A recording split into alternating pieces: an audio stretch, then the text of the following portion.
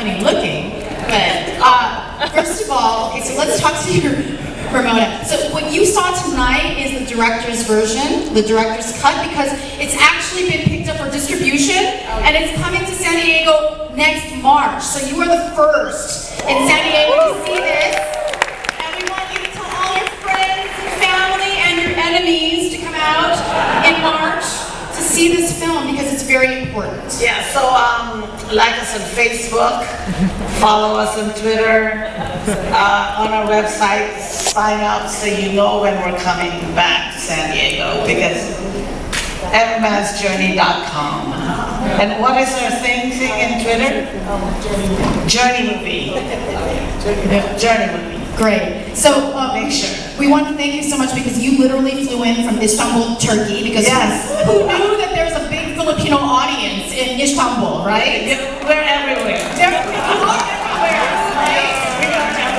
You are everywhere. And Capella, we thank you so much. And the executive producer, other executive producer, Josh Green, he would have been here tonight, but he's from New York. And unfortunately, with what's happening out on the East Coast, he couldn't make it. So, but he sends his love. Okay, let's first of all, a couple of things before we begin the conversation.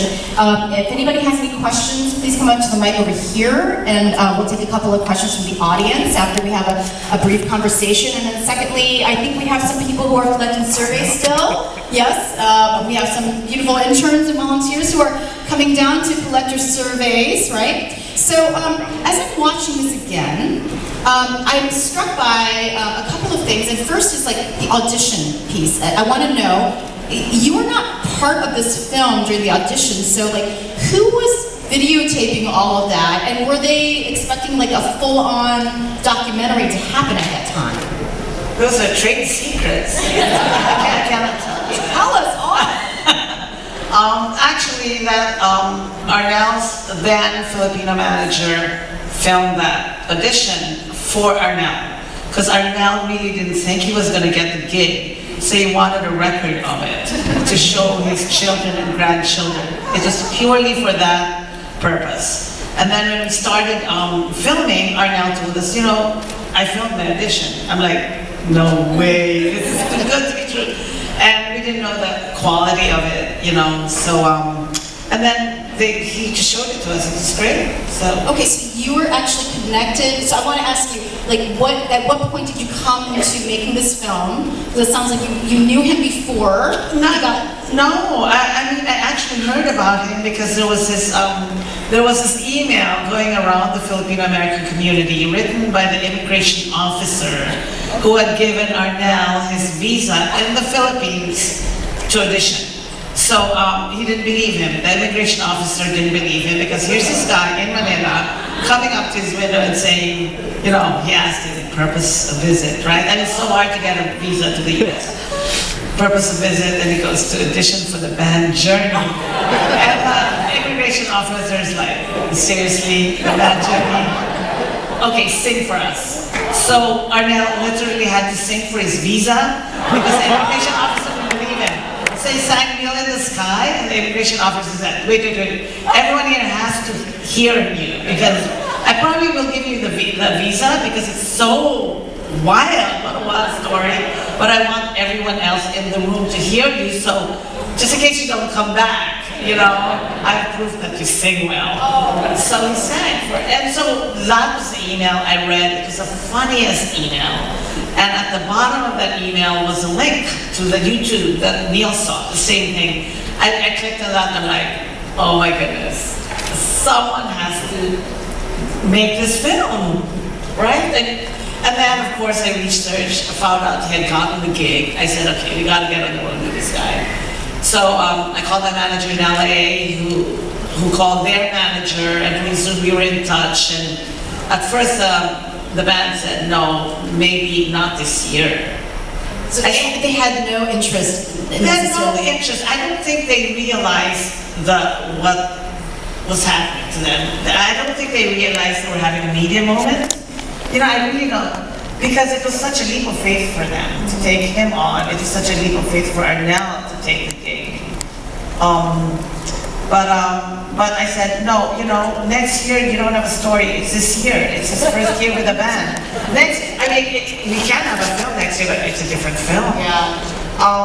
So what they told, so they said, okay, why don't you come out while they were rehearsing, and we'll allow you to film him for one day, and then show us basically that there's a story here. I said, okay, and it was also my, it could have been a 5-minute piece on whatever, the Today Show or whatever, those morning shows, because, Journey finds someone through YouTube. But when I met Arnel, I'm like, he was gold, it's like documentary gold, because the camera loves Arnel. So I'm like, oh my God, now I have to make it, right? And then so we cut a little piece for the band, 5-minute piece. They got back to us within 24 hours and said, come on the road. And so that's how and then Capella. Well, I wanted to ask her, how did you get involved in the project? Well, Ramona and I live in the same city. We both live in Baltimore. And I've always been a fan of Ramona's from Melda. And actually, when I saw Melda, I was like, how is this filmmaker in Baltimore? And I wasn't part of this film. Like, I was very upset at that point. And so we had always been in touch. And then she called me and she said, I want to show you something. So we met at a Starbucks.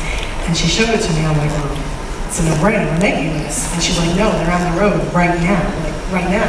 And I'm like, well, let's go. And she said, well, we don't have any money. And so the conversation kind of trailed out to the parking lot. We were standing by my car, and I was like, well, we have to go. And I said, well, you can't let money stop you. And so basically we just jumped on the road, and we just started charging stuff, and we had great crew that agreed to work for Deferred. And we just started, like really just started. Yeah, well, congratulations on such a great film. I mean, clearly, just from the fan base that has increased, to Journey. I mean, he's created a whole new fan base internationally, yes. Right? And so it's also created this fan base for this film. Yes. Yeah. And of all the Filipino Filipino-centered films that you've done, I would say that this is probably the most mainstream and most marketable. Yes. Right? Yes. So I want to ask you, because you've spent at least 5 months on the road very intimately with him. He's incredibly charming, right? Yes. Did you not find he's so sweet and charming? And I just hope that fame hasn't changed him. I don't believe so. He's still with the band, as you know. They're still touring. They're touring right now, as a matter of fact. And so that is is a way. 4 years. Yes, this is 4th year. Yeah. I think it's the same. He's cut his hair though. I like his hair long, but he's cut his hair. But I think for the most part, it's still the same. Yeah. Yeah, but he is lovely. I think everyone in the crew fell in love with him. Well, I tend to fall in love with all my subjects. There has to be this sort of... It's hard not to fall in love with Arnel. Yes, that's true. And you're married with kids, so yes. So don't post this. It's hard. Yes. Right? And I always found that, for the other band members of Journey, they've been around for so long, and they should be jaded by now. But I found them to be super sweet and very compassionate people too. Was that a process of editing, or are they going to be like that? No, I want to know. I want to know.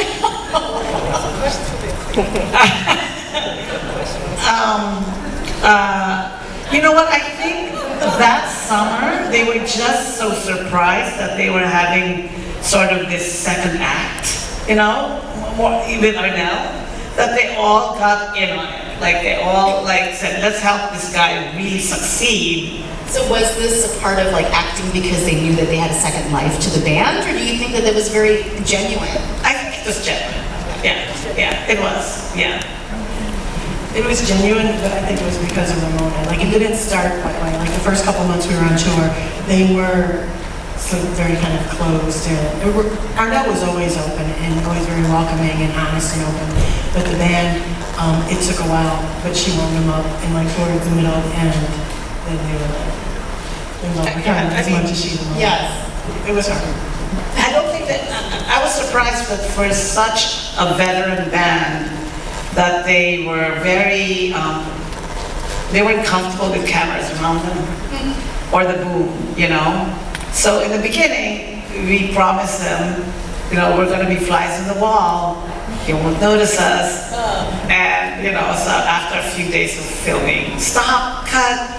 We thought you were going to be flies on the wall.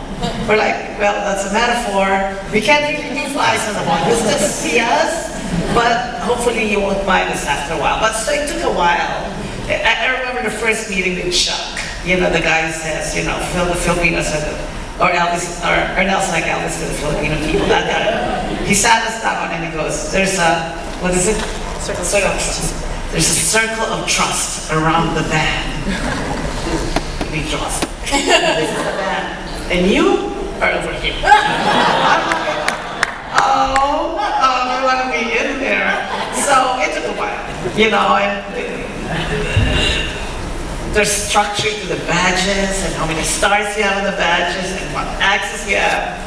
It was kind of funny because they would give me access, but not my crew. Would be, going to the dressing rooms. My crew would be left out. My cameraman would be. I'm like, well, they have to come in as well because we're filming. So it took a lot. But also about that access, Arnold was literally plucked out of the Philippines, thrown into this American band, right? Yeah. And the only access that he had to other Filipinos on a daily basis was you, right? Because your entire crew is non-Filipino. Correct. Right? And that certainly helped the rapport between you and Arnold. Yes, and that could only have happened in the first year. Because the second year, as you know, when you saw Yule Session, his roadie came on the end of the film and is still with him. And the next year, he really traveled with his wife and a sort of mini entourage. I don't think we could have gotten that close an access.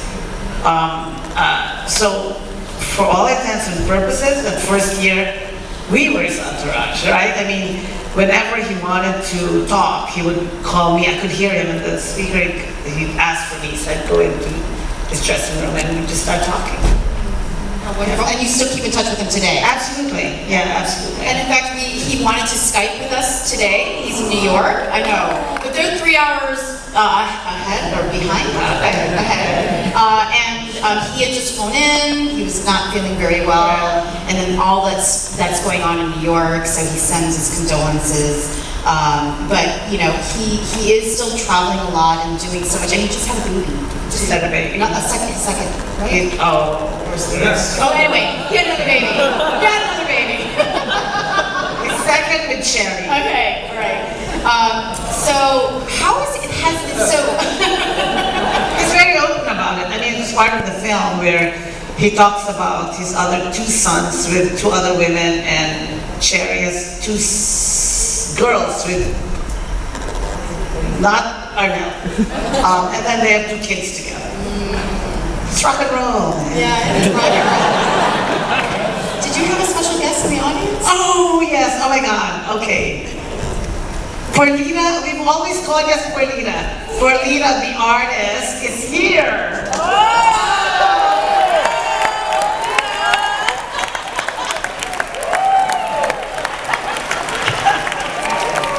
She didn't bring the banner, though. Where is that banner? I love that banner. It's where? It's with Arnel. Oh, Arnel has it. Okay. Because we had another scene when we go to the Philippines, we're at the beach. Of course, it's not in the film. It will be in the deleted scenes if you buy the DVD. But it's we were filming them at the beach, and then the banner shows up again. It's like the banner kept showing up. I love that. Oh, it's so great to see you.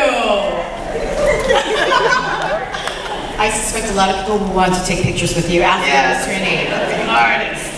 So I wanted to ask a piece of trivia. So do you all know where Steve Perry lives? Del Mar. Del Mar, San Diego. Is he here? Steve? Are you here? Are you here?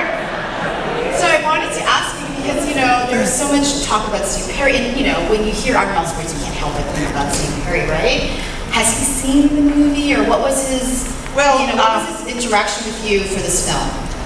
We needed to get permission to use the music, as you know, and he was the unknown. He was the great unknown. I mean, Neil and John Kane, they shared the music, right? They were, of course, going to sign off. But Steve was, we didn't know, but he turned out to be the best, right? I mean, he gave us permission. He needed to see the parts where we mentioned him, every part of the film. He didn't see it in its entirety. So we cut a piece for him where we mentioned his name and we used his music and used his image. And he saw that and he said, great, and he signed off on the music, which is fantastic. I mean, it was really professionally done, no back and forth, no games, you know, through his lawyer, of course, and that was that. Did you send him a copy? We sent it through his lawyer. Yeah, we sent it. Because everything is done. Yeah, and it was fun. We at some point thought we wanted to interview him, but then, it's not really about why Steve Perry left. Right? That's such a big But other story. I know that people talk about that. Yeah. What is the story? Do you know? Do I know? What's the story we gathered? Separate ways. Separate ways. Separate ways. I think, you all, Journey fans here know it. He got injured, he didn't want to go on the road. Neil wanted to go on the road, so they split up. Right. It depends on who you ask. It truly does, all right? depends, yes. And that would have muddied the film. I think it would have overshadowed the film. Right. Because it's such a, that's a whole other film, I think. I wanted to open it up to anybody, and while we're doing that, if somebody who has the surveys could bring them up so that I could pull some out. Does anyone have questions for Ramona or Capella? Certainly there must be a question out there. Yeah, over here. Yes. How old is Arnell now? 45, 45, and he looks great. And how old is the oldest band member? I'm curious, because they've been around for a long time. maybe mid-60s. Wow, yeah, they're still rocking. I love the whole history of it and the hair. Did you just not love that hair? Because we can all remember that hair, how hot it was, right? Yeah. Awesome. There was a question over there? Yes.